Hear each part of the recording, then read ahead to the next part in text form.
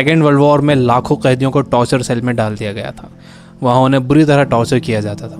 उन्हें वहाँ फिजिकल और इमोशनल दोनों तरह से टॉर्चर से गुजरना पड़ता था। उन्हें अकेलेपन से भी गुजरना पड़ता था। कैदियों के सामने उनके दोस्तों की मौत हो जाया करती थी। उन्हें अपने दोस्तों और रिश्तेदारों को मरता हुआ देखना पड़ता था। ऐसे में कैदियों को ये लगने लगा था कि उनका भी मरना अब पक्का है। ये सब देखकर कैदी इमोशनली बहुत डिस्टर्ब हो जाते थे, बर्दाश्त नहीं कर पाते थे और वो सदमे से ही मर जाते थे। सेकेंड वर्ल्ड वॉर में कैदियों को रखने के लिए कई कैंप्स बनाए गए थे। उन्हीं कैंप्स में से एक कैंप में बंद थे psychologist doctor Victor Frankl. Victor उन कैंप्स में 3 साल तक रहे। उन कैंप्स में उन्होंने जो भी देखा, जो भी एक्सपीरियंस किया, जो भी टॉर्चर सहे, किसी को मालूम नहीं था कि वो इसके बारे में एक किताब लिख देंगे। उस किताब की करोड़ों कॉपीज़ बिक जाएंगी और कई भाषाओं में वो किताब ट्रांसलेट हो जाएगी। उन्होंने किताब लिखी जिसका नाम था मैन सर्च फॉर मीनिंग। अभी जो कोरोना क्राइसिस चल रही है, आप घरों में बंद हो, बोर हो रहे हो, अच्छा नहीं लग रहा है, तकलीफ हो रही है, तो आप अपनी इस तकलीफ को ज़रा इन टॉर्चर सेल्स के फ़ोटोज़ से एक बार कंपेयर ज़रूर करना। इससे मुझे पक्का यकीन है कि आपको अंदाज़ा हो जाएगा कि हमारी तकलीफ़ इन टॉर्चर सेल्स की तकलीफ़ के मुकाबले कुछ भी नहीं है।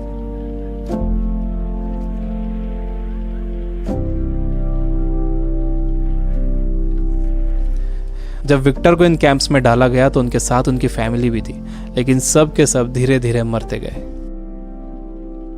विक्टर एक इंसिडेंट बताते हैं। उनके साथ एक कैदी था।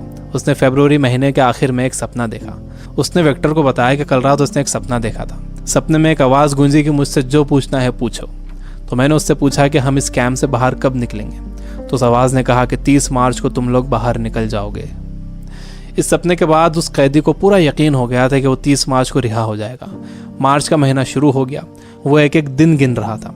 धीरे धीरे दिन निकलते गए। जब मार्च का महीना ख़त्म होने आया तो उस कैदी को ये दिखने लगा कि वो रिहा नहीं हो सकेगा।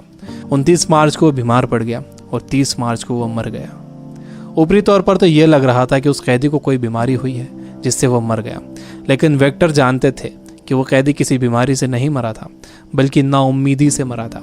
उसके मरने की वजह थी उम्मीद का ख़त्म हो जाना, होप का ख़त्म हो जाना। Biggest lesson of this book, इंसान को तकलीफ़ें नहीं मारती हैं, इंसान को धोखा नहीं मारता है, इंसान को चैलेंजेस नहीं मारते हैं, इंसान को नाउम्मीदी मार देती है। जिस इंसान के अंदर आने वाले कल की कोई उम्मीद नहीं होती, कोई ख्वाब नहीं होता, वो इंसान भी नहीं रहता। विक्टर ने गौर किया कि कैंप में ज़्यादातर मौतें क्रिसमस और न्यू ईयर के बीच में हुई थी, क्योंकि लोगों को उम्मीद थी कि क्रिसमस आ रहा है, न्यू ईयर आ रहा है, हमें रिहा कर दिया जाएगा। लेकिन जब ऐसा नहीं हुआ तो उनकी उम्मीदें टूटी और वो मर गए। जब भी किसी इंसान की उम्मीदें ख़त्म होती हैं तो उसका इम्यून सिस्टम कमज़ोर हो जाता है, और जब किसी का इम्यून सिस्टम कमज़ोर हो जाता है तो वो किसी भी छोटी मोटी बीमारी से मर सकता है। यानी पहले उम्मीदें ख़त्म होती हैं, उससे इम्यून सिस्टम कमज़ोर होता है, उसके बाद वो बीमारी ताकतवर हो जाती है। दूसरी चीज़ विक्टर ये बताते हैं कि आपके पास ज़िंदा रहने के लिए एक बड़ा सपना होना चाहिए, एक लॉन्ग टर्म गोल होना चाहिए। जिसके पास आने वाले कल के लिए बहुत बड़ा ख्वाब है, उसके लिए आज की तकलीफ़ें, आज की प्रॉब्लम्स बहुत छोटी होती हैं। जब किसी का बिलीफ बड़ा होता है, किसी का कॉन्फिडेंस बड़ा होता है, किसी का सपना बड़ा होता है, किसी का कमिटमेंट बड़ा होता है, तो उसके सामने आने वाली क्राइसिस, प्रॉब्लम्स, तकलीफ़ें सब छोटी हो जाती हैं। हम कोरोना वायरस की क्राइसिस से घर में रहकर मुकाबला कर सकते हैं। आपको अपनी सुरक्षा करना है, लेकिन इससे घबराना नहीं है। आपको अपनी उम्मीद को ख़त्म नहीं होने देना है। विक्टर कहते हैं कि जब कोई प्रॉब्लम या बीमारी आती है तो आपकी बॉडी कमज़ोर पड़ जाती है, लेकिन आपका माइंड बहुत पावरफुल है। आपको इसे कमज़ोर नहीं पड़ने देना है। आप रोज़ टीवी देख रहे हो, आप बुरी न्यूज़ सुन रहे हो कि इतने मरे, इतने बचे, इतने सीरियस, यह आपको मेंटली वीक बना देगा। आप मेंटली वीक हो जाओगे तो आपका इम्यून सिस्टम भी कमज़ोर हो जाएगा, जिससे आपका बीमार होने का ख़तरा बढ़ जाएगा। विक्टर कहते हैं कि वो 3 साल इन कैंप्स में इसलिए ज़िंदा रह पाए क्योंकि उनके पास कल के लिए बड़े सपने थे, विल पावर थी, उन्हें एक किताब लिखना थी। तो वो सारी प्रॉब्लम्स, सारी तकलीफ़ें उनके सपनों और इरादों के आगे छोटी पड़ गईं और वो इन सब से बाहर निकल गए। तीसरी चीज़ जो विक्टर ने ऑब्जर्व की थी वो ये कि जब इंसान के सामने कोई प्रॉब्लम आती है तो वो उसे कैसा मीनिंग देता है। वो उसे पॉजिटिव मीनिंग देता है या नेगेटिव मीनिंग देता है। जैसा भी आप उसे मीनिंग देते हो, ये मीनिंग ही उस प्रॉब्लम को आपके लिए मुश्किल या आसान बनाता है। आपका मीनिंग उस प्रॉब्लम को या तो और बढ़ा देगा या उसे ख़त्म कर देगा। फॉर एग्जाम्पल, आप कहीं जाने के लिए घर से बाहर निकलते हो और आप देखते हो कि आपकी गाड़ी का टायर पंचर है। अब आपको बहुत गुस्सा आ जाता है। आपको लगता है कि क्या इसे अभी पंचर होना था, या आप ही के साथ क्यों हुआ, पूरा मूड ख़राब हो गया। आपने इसे दे दिया नेगेटिव मीनिंग। आपके पास एक और ऑप्शन था। आप सोच सकते थे कि हो सकता है कुदरत आपको वहाँ जाने से रोक रही हो सकता है कि आप किसी बड़े एक्सीडेंट से बच गए हों इसकी वजह से। अगर तेज़ स्पीड में गाड़ी का टायर पंचर हो जाता तो एक्सीडेंट हो सकता था। अच्छा हुआ कि निकलने से पहले ही आपको टायर पंचर मिला।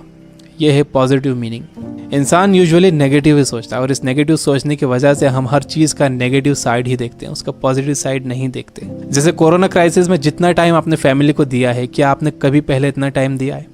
मेरे कुछ दोस्त जो किताबों से बिल्कुल दूर थे, उन्होंने बुक्स पढ़ना शुरू कर दिए। वो रीडिंग हैबिट बना रहे हैं। अगर कोरोना क्राइसिस ना होता तो क्या ऐसा होता था? जितना मैं इन दिनों पढ़ रहा हूँ, पहले इतना कभी नहीं पढ़ता था। जितनी सफाई लोगों ने रखनी शुरू कर दी है, पहले कभी नहीं रखते थे। बार बार हाथ धो रहे हैं, अच्छी तरह हाथ धो रहे हैं, सोशल डिस्टेंस मेंटेन कर रहे हैं। किसी लाइन में लगे हुए हैं तो दूर दूर खड़े हो रहे हैं। आसमान साफ नज़र आ रहा है, हवा साफ हो गई है, समंदर का पानी साफ हो गया है। ऐसा लग रहा है कि नेचर ने जैसे रीसेट बटन दबा दिया। हमें ये पॉजिटिव साइड्स भी सोचना चाहिए। जब तक आपके पास नेगेटिव मीनिंग है, आप उस क्राइसिस से डील नहीं कर सकते। हर प्रॉब्लम उसके साथ एक इक्वल अपॉर्चुनिटी भी लेकर आती है। दुनिया जब से बनी है तब से अब तक उसमें प्रॉब्लम्स ही प्रॉब्लम्स है। अगर ये प्रॉब्लम्स नहीं होती तो हम यहाँ तक ग्रो नहीं कर पाते। सबसे लास्ट में विक्टर कहते हैं कि आपसे सब कुछ छीना जा सकता है, आपकी धन दौलत, घर, गाड़ी, बीवी, बच्चे, माँ बाप, दोस्त, सेहत, लेकिन एक चीज़ नहीं छीनी जा सकती, वो है आपकी पावर ऑफ डिसीजन। आपसे फैसला करने की ताकत कोई नहीं छीन सकता। अगर आप सिचुएशन से घबरा कर फैसला करते हो तो वो सिचुएशन आप पर हावी हो जाएगी, लेकिन अगर आप सिचुएशन के हिसाब से खुद को बेहतर बनाते हो और डिसीजन खुद लेते हो तो आपकी ज़िंदगी बदल जाएगी। दुनिया में इससे पहले भी कई बीमारियां आई हैं जिससे करोड़ों लोगों की मौत हुई है। उसकी वजह ये थी कि लोग अवेयर नहीं थे, उनके पास इन्फॉर्मेशन नहीं थी, इन्फॉर्मेशन लेट पहुंचती थी, बीमारी से डील करने के साधन नहीं थे। लेकिन आज का वक्त सबसे अच्छा वक्त है। हमारे पास इन्फॉर्मेशन बहुत तेज़ी से पहुंचती है, हमारे पास साधन है। मुझे पूरा यकीन है कि आगे और भी अच्छा वक्त आने वाला है और मैं आपको उम्मीद दिलाता हूँ कि आगे सच में बहुत अच्छा वक्त आने वाला है। You guys are amazing. Keep reading, keep learning, keep growing. Thank you for watching.